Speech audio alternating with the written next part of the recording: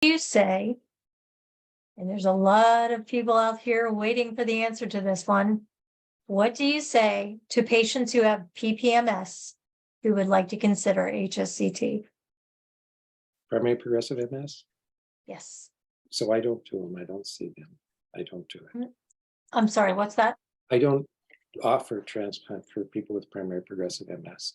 My bias is primary progressive MS is a different disease than relapsing remitting MS. So it's called That was MS. my next question, because I went to a conference of Dr. Siddique's of Tisch a few years ago, and he very clearly stated that he believes PPMS is a completely different animal than MS. I do too. So even everything that we call relapsing remitting MS, it can be quite variable in different patients.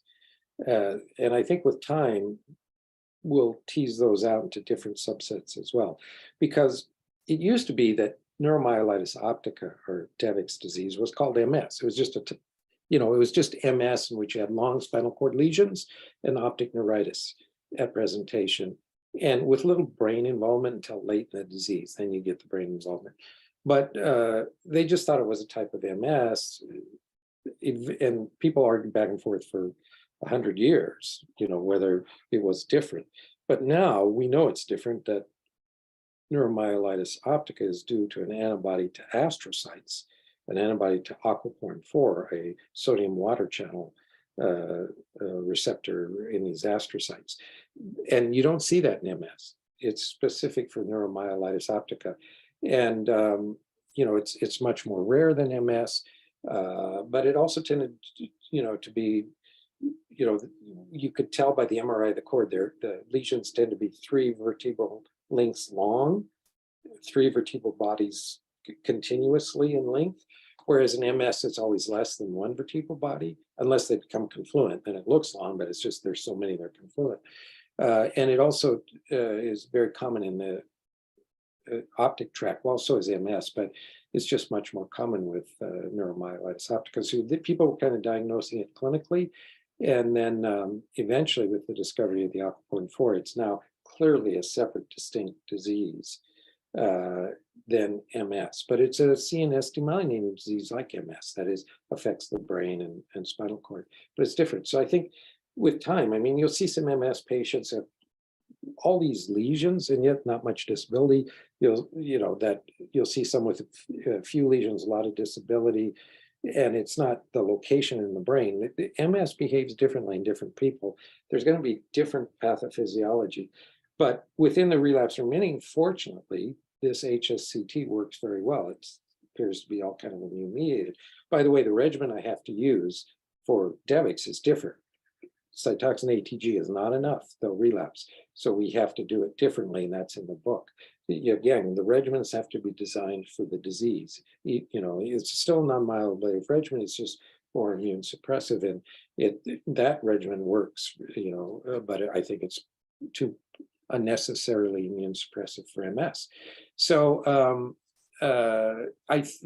my take on primary progressive, 90% of people at onset are relapsing remitting, 10% primary progressive, roughly, is that that's a totally different disease up front, and it's more predominantly neurodegenerative and not immune-mediated process from the beginning. And so that's why I will not offer transplant for that, which is really an immune-based therapy. It's an immune reset therapy that's very effective,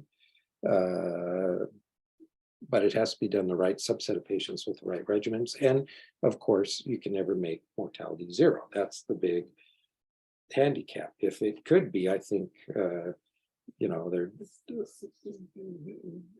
there'd be a lot more acceptance. But once you get that mortality really low, 0.5% or less, and people are seeing these results, and a lot of people, quality of life is really important. And if you're only looking at being in a wheelchair and no quality of life, not being able to bring in an income, that money that you do have or your family has is just being spent for a future you don't have, and you're losing who you are from MS, you look at those benefits are not so bad. So that's why I'm saying these decisions have to be made by someone who is in those shoes, not by those of us who are on our sofa thinking about it. It's the person in the arena, as one of my patients said, Eritrea, that is getting their butt kicked, that really understands and knows and, has to make that decision, the patient, with given informed consent as best as we can.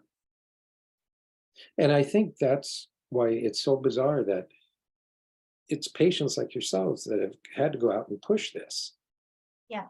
And it's like, so many patients say to me, well, why aren't institutions and doctors standing on rooftops shouting about this? It's like, it's so weird. It's like we've got something that really works and we have no patent or license on it. I'm not trying to get Right. money out of this, yet Right. people aren't doing it. Right. And I think patients find that very frustrating. I myself find it frustrating. And so I explain why that is in the last chapter. I don't think it's anybody, well, I know it's not anybody not wanting to help the patient or being, intentionally malevolent or whatever. It's the way we think and the way our systems end up being designed. And that's all in the last chapter. And with suggestions of how we could improve the system so that,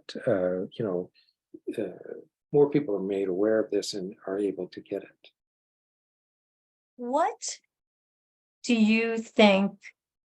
Let's say you've had HSCT, you're doing well, and all of a sudden you have a relapse. Are there certain things, just from your experience, that you feel could be a trigger to a relapse? Yes, but I've never done the statistical analysis. I could be totally wrong. And so I don't want anyone to get worried or anything. It's just an Right. impression I have, and I don't know if it's correct statistically, but I think it's getting pregnant and then right after delivery, or if you breastfeed after you stop breastfeeding. So I've noticed a much higher percentage of relapse in that subset of people. But again, I've never gone back to analyze the data to see if this is statistically true.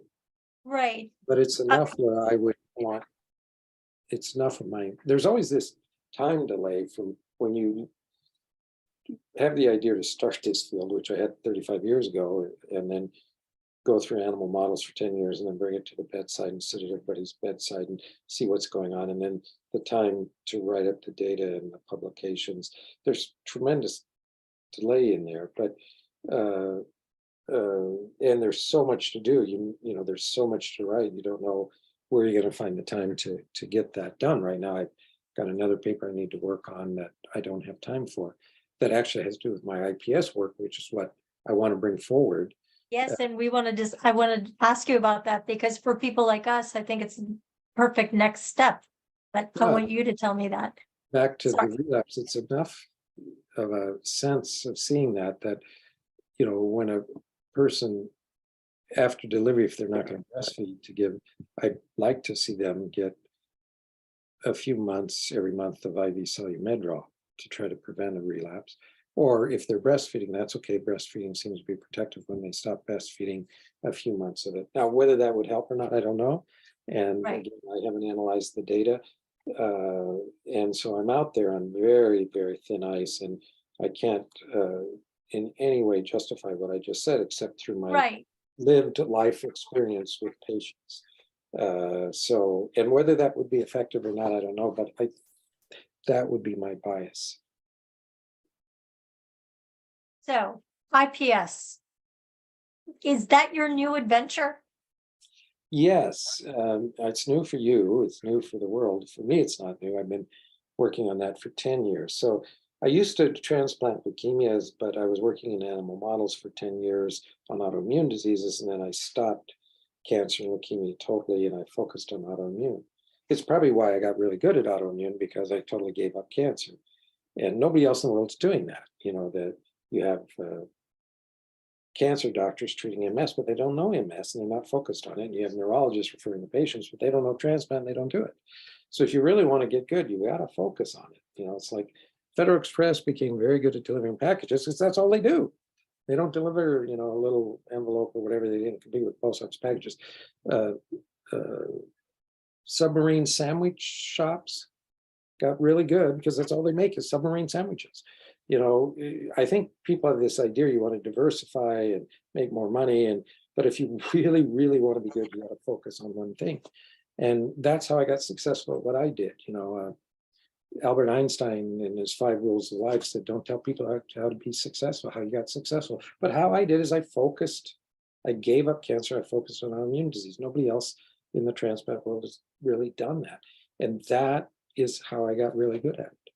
But while I was doing that, I also had another idea grab my gut about a way to treat aging and degenerative processes. So like autoimmune disease is just this chronic problem. You take drugs, it slows it, but you're always on drugs and you still get worse, but you slow the worsening. So transplants really fundamentally changed that. And I figured out really good regimens for 5 diseases that I have experienced some others I haven't put in the book, where I think we could even perfect those regimens more, and I could spend my lifetime just finishing that. But 10 years ago, I had this idea of how to use stem cells for aging and regenerative, and started working on that. And that I approach differently because it's a true stem cell therapy. IPS are just where we take a adult cell and we genetically reprogram it back to the embryonic state, and then we change it subtly. So it's a universal nurse cell that repairs any organ or tissue, independent of immunologic differences. So one cell would work for all of us on this conference or anybody listening. It's not going to be restricted by the immune system in any way. And it repairs, as we found in animal models, any injured organ. Doesn't matter if it's the heart or the spinal cord or wounds, or for that matter, we found we can make animals younger and we can make them more intelligent. I actually called that making them more intelligent my Flowers for Algernon experiment, from the book Flowers for Algernon. There was a movie called Charlie based on that book. But in any event, my goal, if God willing, if I have enough time, is to bring those to patient bedside, and that's what I'm trying to do, because that's simple. Now, that's not for MS. It's not for an autoimmune disease, but it's for that does not include remyelination.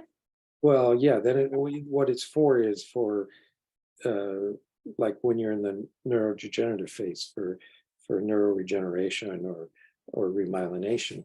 But it could be used for any aging or traumatic process. Spinal injury? Yes. And in animal models, it was very effective for spinal cord injury. But what that really involves is just injecting the cells. There's no hospitalizations. There's no chemo. No. But getting there, that's a whole, to do that, we've got these 7 patents, and they're no secret. You can find them in the US patent offices. Once they give it to you, they publish them. So everybody can find them. It's on the US patent. You have patent 7 patents, you say? Yes. And so the goal here is now to get those to the patient bedside, but we set up a little biotech company, and you have to generate money. And, my goal is to do, if I still have enough time left in this world, 2 phase 1 studies, one for wounds that don't heal in scleroderma patients, those digital ulcers, and the other is for neuroregeneration. Just 2 phase 1, 10 patients each, dose escalation.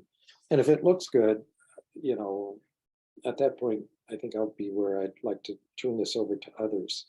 But, I know you think, you can get this done in a year or 2 years. That's not true. Everything takes longer. 35 years ago, or 30 or whatever, I had the idea of stem cell transplant for MS, and I was young and I thought I'd have all the answers in 5 years, and here we are now. So fortunately, it is moving forward, and we've had some really great results, and I'm seeing now patients 10, 15, 20 years out in all 5 of these diseases in remission, no drugs, doing great. And it needs to continue on, and my goal in the medical textbook, the publications I've written, the talks I give, and this lay book is to help make sure it goes on. It's my first child. Now it's in its teenage years, but I want it to grow up right in the teenage years and not get corrupted. And,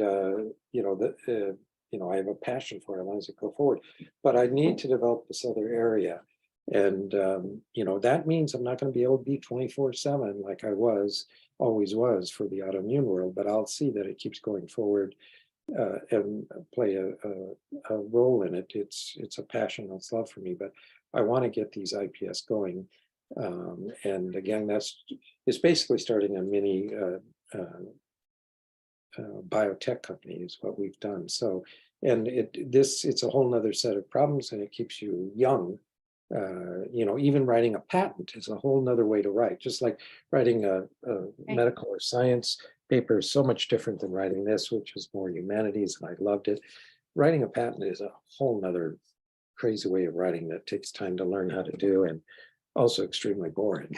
Is there a world out there where Chicago will once again be offering HSCT to patients in the United States or beyond? No, I will be offering HSCT at Scripps in La Jolla.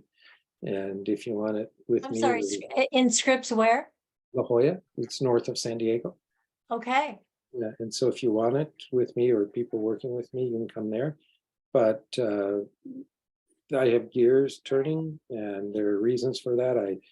I'm here in Chicago now, and I commute back and forth. But the Chicago is for the IPS aspect of things. I hope down the line to stop so much commuting. But again, I have to. This is a little bit out of my hands. I have to wait for gears to turn.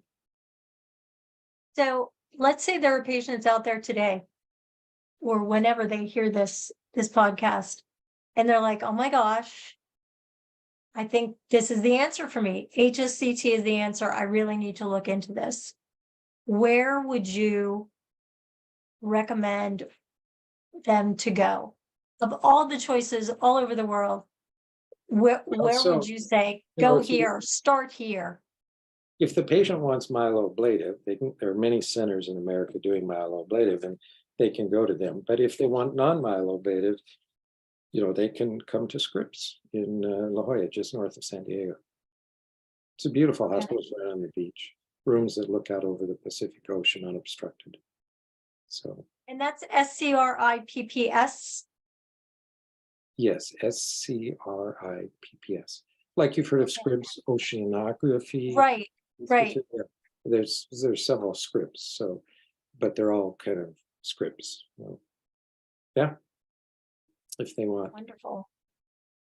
Jody, you have any questions for Dr. Burt? I did have a question, because I know, talking to certain neurologists in Canada, obviously part of there's a very small sect of people that qualify for stem cells. And there's that kind of bridge where you can start out at RRMS, but then you come to a certain point and you're labeled SPMS, and the doctors can sometimes write you off.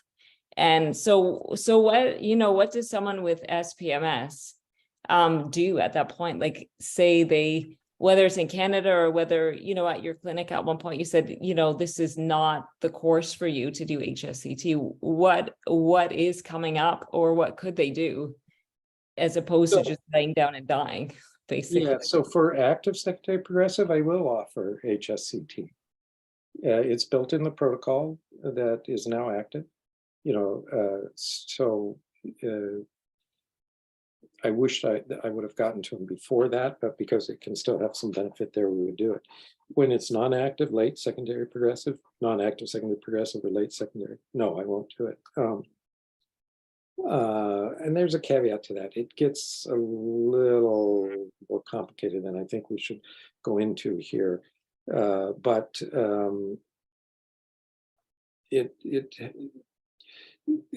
in terms of your question of what to do for secondary progressive MS, I think that's where you really need neuroregenerative therapy. That's what my IPS work is. Now, it can regenerate any organ system, but certainly one of them is neuroregeneration. And as I said, I want to get 2 phase 1 studies eventually. That's exciting. One for these wounds that don't heal in scleroderma patients. I mean, even after transplant, the skin gets better, lungs get better, they get better, quality of life better, but they can still get they still have renals, and they still get these non-healing ulcers.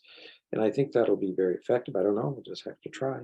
And the other would be for neuroregeneration. Certainly, I haven't yet defined where we would do that. There's, again, a lot of things we have to do. You have to do one step after another, but certainly secondary progressive or primary progressive MS could be indications for something like that. Well, that's encouraging too. There's something coming But up. that's the future. Yeah. Right.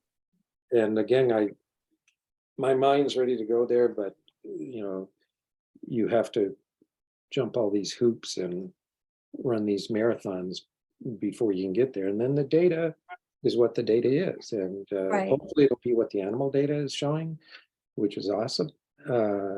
Like had happened, the animal data when I was doing EAE, an animal model for MS for early or relapsing EAE worked great. For progressive EAE didn't work, and that held up in humans. So we'll, but again, there's no guarantee until we do it. I have one more question before we let you go, and we really appreciate the time that you're taking to speak with us. And this is kind of backtracking a little. What do you say to a post-HSC patient who has been successfully transplanted? Let's say it's 5 years down the road. They get sinusitis, they get a UTI, they get the flu, all of their MS symptoms flare. Like they haven't had a single thing in all these years, but they haven't been sick either, or had an infection of any kind. They have an infection, their symptoms flare up, they panic. Oh my gosh, I'm relapsing, blah, blah, blah. Meanwhile, if they just waited a few weeks, that could subside. What are your thoughts on that? Is there anything that you can say to those patients who are like, oh my gosh, I'm relapsing, to kind of talk them off the ledge as to what might be happening? Well, that scenario is not at all uncommon. Right. And those are almost always, but not always, almost always pseudoflares. In other words, any infection, any fever, even stress, like marital stress or stress at work, can cause pseudoflares. So, but if they're having significant symptoms, of course, we, even though suspecting a pseudoflare by what they're saying, would ask them to get an MRI.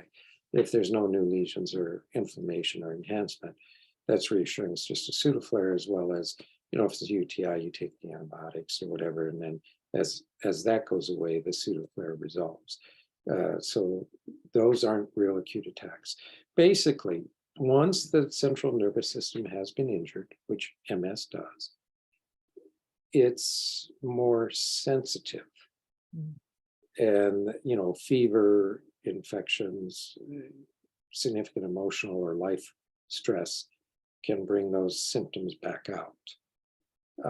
But that's true whatever the damaged central nervous system. So for instance, if you talk to a person who's had a laminectomy, where they had a disc slip in the lower spine, and the surgeon went in and cut the disc out and released the pressure, it's not uncommon, when they have significant emotional stress or infections or whatever, that pain comes back and they have to rest and let it go away. But if you do another MRI or CT scan, there's no new slipped disc. It's just, it goes away as the stress goes away. And so that's common in people who've had slipped discs in surgery. And, once they're 10, 15, 20 years out from that, then that emotional stress doesn't seem to aggravate those symptoms like it did early on. And I think that's true with MS, that those stressors, as time goes on further, won't aggravate it as much. You won't be as impacted by these pseudoflares. So basically, we reassure people that, 95% of the time it's a pseudoflare, but, if they were having symptoms that are significant, or they're really worried, we get an MRI and make sure that there is no new lesions or no enhancement, which, really. That is wonderful information, because I've heard that a million times over the last 10 years. Oh my gosh, I'm relapsing, it's over, it didn't work. When in fact, they just need to ride out the infection.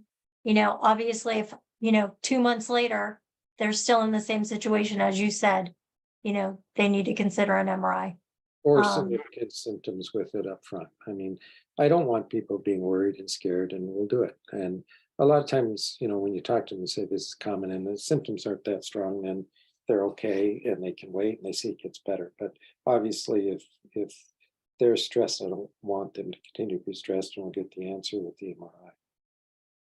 But also treat the infection, tell them that's most likely it. And very rarely it is a relapse, but usually it's not. The vast majority of the time it's not. It's a pseudo flare, which is frustrating. So I tell patients when they go out there, if that happens, don't go to your neurologist, because I've seen them go to neurologists. Neurologists say it's a flare and they start steroids. Well, then you can't do the Yes. MRI because it hides the inflammation and you don't never really know. So, and then because they said that, you have to count it as a relapse, but there's no documentation it was, and it sounds like it was just a pseudo flare. So we have to Right. caution patients. The first person you call is us. I mean, of course, if you can't walk, you go to the emergency room and have the emergency room doctor call. But that also means you have to be able to answer the phone at 2 a.m. for an emergency room and stuff like that. And Right. well, I have to go down this IPS path, which is a whole amount of other time. And you know, like I said earlier, to get really good at something, you have to focus on it. And so Right. now, yeah, I got really good at transplant for autoimmune disease because I stopped transplanting cancers and leukemias totally and focused on it. And really, that's what I need to do with IPS. But because of my Yeah. love for this that I started in, because I feel it's not going in the right direction with these myeloablative regimens, because I still hear so much things that are just not accurate out there, including from physicians. You know, I wanted to get these publications out, and I want to see, I will still be seeing patients go forward, but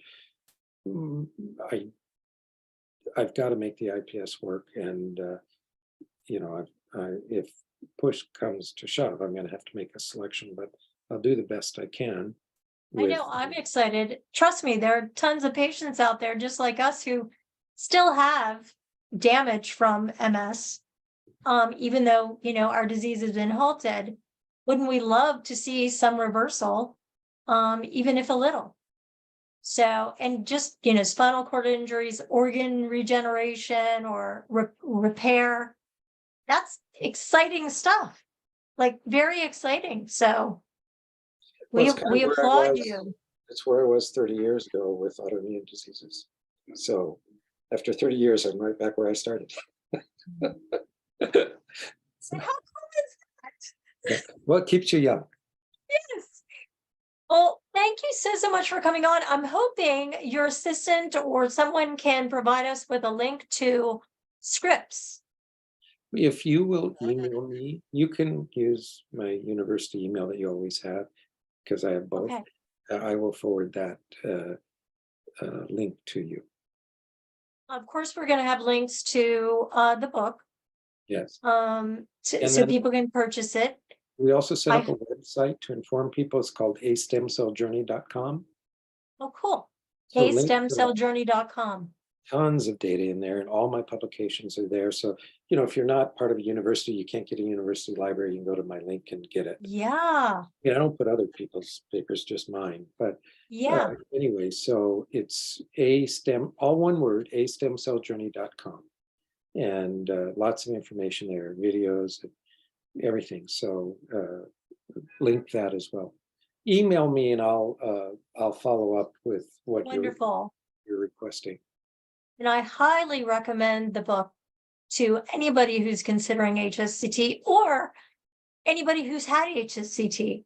It's just so interesting to see how it all evolved from the I get-go. actually think anybody with an autoimmune disease, and more importantly, anybody in the healthcare profession, whether business or medical or nurse, or a phlebotomist or whatever, True.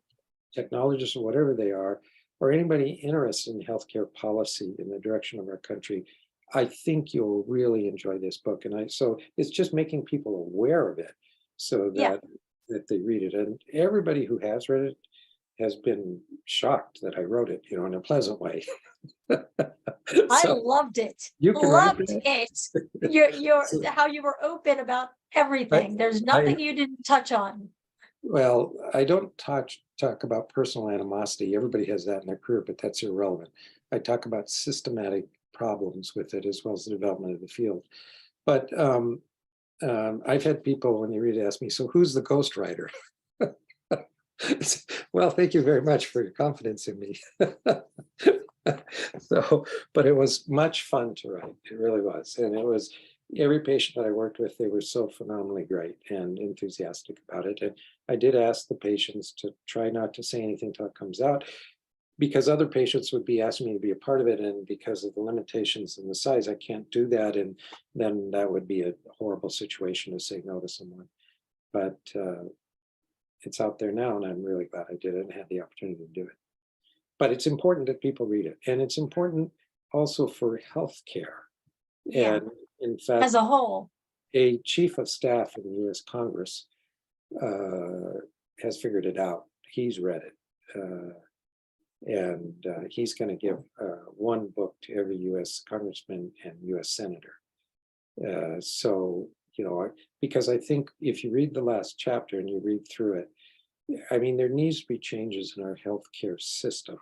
And this outlines some tweaks that are important to make the patient first. But the system is obviously very big and self-entrenched, and I don't know if it can change easily, but change has to occur. Just the fact how people have to fight and what they have to go through, how even after you do better, you go back to a neurologist and tells you this was the wrong thing, and fighting with insurance companies and so forth. It's kind of crazy. It's not working. The system exists for the patient, but a lot of the patients find it's not working for them, and they have to fight and fight and fight for themselves, even fight to find out about this. When it really exists. And Right. so, for me, I also mentioned like some of the frustrations when you can help someone and you can't because the system is working against you, although no one's intentionally being malevolent. But, I bring out ways to tweak the system that could benefit the patients and benefit the field, that hopefully people who, whether they're lawyers or legal or legislative or whatever, can start to pick up on, and that, carry the ball forward on that end of things. Basically, I think you were saying, trying to bring forth how we need to be as patient-centric as we are profit-centric. We need to be first and foremost patient-centric. Now, a physician is pulled away from that when he's an employee who has to satisfy the rules and the money and the expectation of the employer. Yeah. And that needs to change. There are 4 states in America that don't allow hospitals to own physicians. That's a very wise thing, and I hope that catches on. But we need to make it so that physicians' own finances and career isn't in jeopardy by being able to dig in and fight for his patient against the system, which, when you're employees, it becomes impossible to do that or to take it very far. So hopefully you need an advocate that's free to advocate for you. Like, as I said, when you go to get a lawyer, if you need one, God forbid, but if you need one, you don't want a lawyer working for the district attorney who's trying to prosecute you, or for the prosecuting attorney who's coming after you. Obviously, he's not going to be able to really fairly represent you, no matter what he says, because his paycheck's coming from them. So, medicine is a profession. Healthcare is a business. You need an independent representative to bridge that gap to help you, not only for your medical and psychological care, but for financial care as well, and understands that. And that's what's missing in our field. It's just the way the system is developed and has continued to expand and feed on itself, where everybody's in their own silos, but the patients are being lost as to what. That's why the system in these silos have developed. So I bring that out in the last chapter. Yeah, I loved it. So, Dr. Burt, thank you so much for coming on. Thank you. We will let you know when the podcast is coming out. It will be within the month, hopefully within a couple of weeks. And The web address for it? I'm sorry, For what's that? This podcast will be on YouTube, yes? Yes, it's going to be on Cool. YouTube and it's going to be on several other Instagram, everywhere. So send me the YouTube address, Yes, because what I'll do is I'll put it on my A stem cell journey and link it. wonderful, Yeah. wonderful. So, okay, We will do that. all right. Thank you You so have a much. wonderful rest of your day. All right, thank you. Any more questions? And, if you ever have Jody? questions down the line, feel free to just email me. You also have my personal email, but don't give that out. I think, don't you have my Will personal not do email? that. I'm Can not you sure. imagine?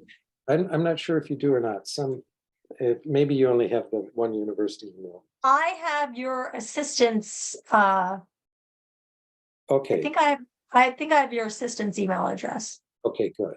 Yeah, Yes, she can always. yes. Jody, anything else? I have a burning personal question, but it's probably not the avenue to talk about it, so. Yes, I'm actually, despite what I wrote in here, I'm a very private, person with some introverted tendencies. Oh, okay. So yeah, I tend not to go down that road. Oh, sorry, I meant for myself. Oh, no, I'll be glad to Sorry, help. I meant for a specific question for my own history but I respect that you're But very let's good do at that it. where you're not on a camera, so that it stays confidential for you. Oh, okay. Yeah. Good. So I'll follow Okay, up with you. I'll give you my cell if you want to call. Okay, perfect. There you go. How's Thank you. that? Thank you so much. Take care. Thank Okay, you. bye. Bye-bye. Bye.